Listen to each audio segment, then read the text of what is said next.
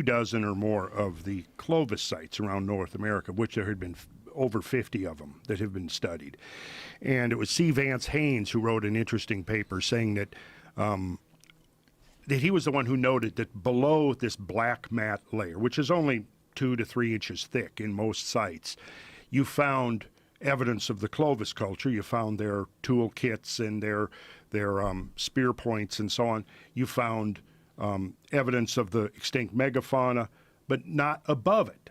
You would find this evidence of this cultural activity and the megafauna right up to the bottom of the black mat layer, but not above it.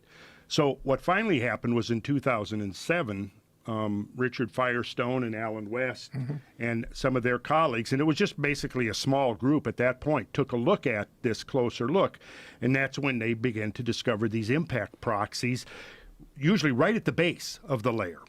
And the layer itself is carbonaceous, which suggests that there had been a lot of soot deposited, which would imply widespread wildfires.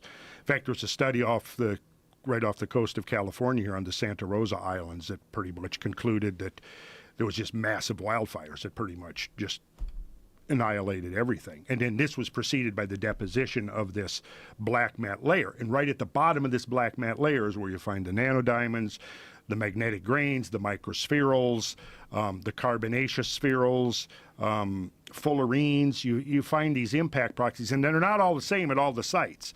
In fact, that's been one of the things that the critics have seized upon. But what they're doing is, I think, taking an oversimplified model. And when you look at a comet fragmentation event, you could be looking at the individual pieces have very different compositions. And what we were talking about earlier, the Taurid meteor stream, I'm not convinced at this point that it was necessarily just a single impact event. It may have been a bombardment episode that may have lasted even several decades. It may have then ceased for a while. And we were talking about this last night over dinner, that there seems to be a second spasm at 11,600 years ago that's also associated with a massive rise in sea level. They call, there's two meltwater spikes, meltwater spike 1A and meltwater spike 1B. I'm quite convinced that these meltwater spikes that have been documented by marine geologists and oceanographers are correlated with these melting events of the ice sheet that I've been looking at in terms of their geomorphic consequences. Because some of these events, I mean, the only way I can describe some of these meltwater events is that the only modern analog to this would be a tsunami.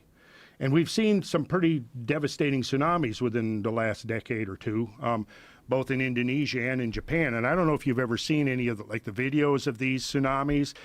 Anybody listening, it is definitely worthwhile to go online and look at some of these videos where you can actually see the unbelievably powerful effects of a 30 or 40 or 50 foot tsunami, right?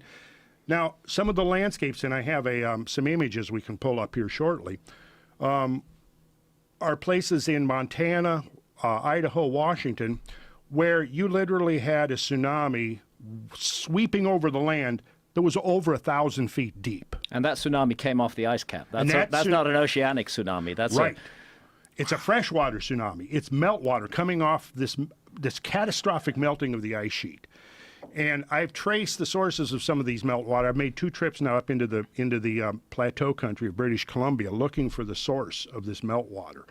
Because in the conventional models now of this flooding, that goes back to Harlan Bretz, and basically what they've done is they said initially there could have been no flood because Harlan Bretz didn't provide a source for the water. The critics said, well, you're saying that all of this evidence in the landscape is evidence of the flood, but what was the source of the flood? And he didn't have a source. So the critics then said, well, you don't have a source for the flood water,